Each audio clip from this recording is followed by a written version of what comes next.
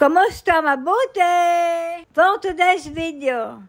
For today's video ay sinamahan ko lumabas si Nili pero ang ending ay malungkot siya. May bago na nga caregiver si Nili, nasasamahan siya kapag lumalabas. Pero habang hindi pa siya nagsisimula ay pinasamahan muna sa akin ni Lola si Nili sa labas para maglakad-lakad. Araw yan ng Sabado o Shabbat dito sa Israel at araw yan ng pahinga ng mga tao dito. At ang napagkasunduan ni Lola at ni Soshi, yung caregiver ni Nili, ay sa araw ng Martes siya magsisimula. Dahil kinabukasan araw ng Linggo ay meron naman siyang schedule ng kanyang therapy.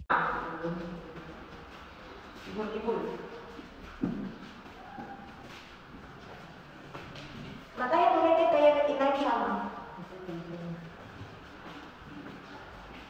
Ay nga't kapag naglalakad si Nili ay laging nakatungo kaya naman nasabi ko ay tumingin siya sa kanyang dadaanan at huwag sa kanyang paa. Malungkot nga si Nili ng araw na yan dahil napilitan lamang na lumabas dahil kay Lola. Dahil kapag lumalabas ay gusto ni Nili ay pupunta siya sa mga tindahan para bumili ng kanyang gusto. At dahil araw nga yan ng Sabado o Shabbat dito sa Israel ay sarado ang mga tindahan. Ang dahilan naman kaya pinasamahan sa akin ni Lola si Nili sa labas ay para makapaglakad-lakad at ma-exercise. Kaya naman ipinaliwanag ko din kay Nili na kaya siya ikinuha ni Lola ng caregiver na sasamahan siya sa labas ay para sa kanyang paglalakad para ma-exercise ang kanyang mga paa at hindi lamang dahil pupunta siya sa tindahan. At dahil araw nga yan ng Sabado bukod sa mga sarado ang mga tindahan ay wala din mga pampublikong sasakyan. At kahit nga mga private na sasakyan ay bihira nga lamang din ang nabiyahe. Isa nga sa kagandahan dito sa Israel na ang araw ng Sabado o Shabbat ay araw ng pahinga ng lahat at bawal magtrabaho o bumiyahe. Kaya naman meron ding oras ang bawat isa sa kani-kanilang pamilya. At kung mayroon mang mga bukas na tindahan ay bihira lamang at mangilan-ngilan lamang. Dito ko nga dinala si Nili sa malapit sa park.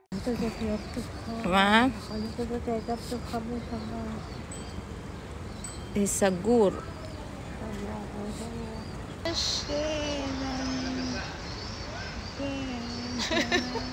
Lamat kaka.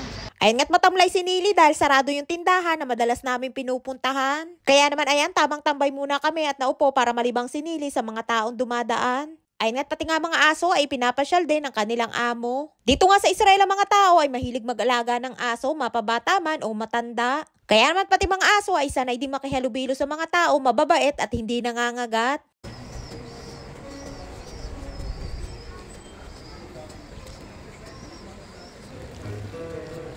Tanananan, tanananan.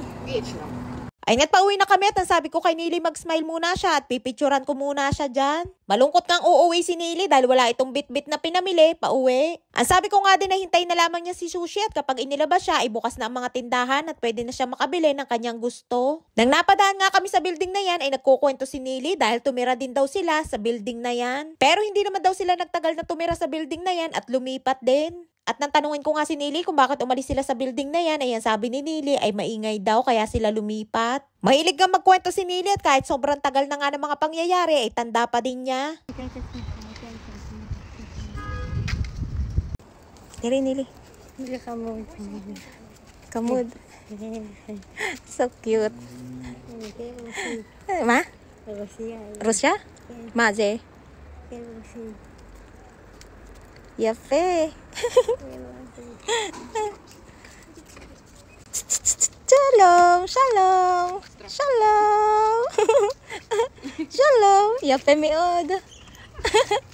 Ang galing nga ni Nili dahil medyo malayo pa nga lamang ay nahulaan na ni Nili kung anong lahi ng babae. At ang sabi niya nga ay Russian daw o Rusi. Tuwang-tuwa nga ako dun sa aso at sa sobrang cute ay parang ang stop toy. Ay siya hanggang dito lamang ating kwento for today's video. Maraming po salamat sa inyong suporta at laging panonood. Mag-ingat po kayo palagi. And please subscribe to my YouTube channel. Please follow and share. Salamat!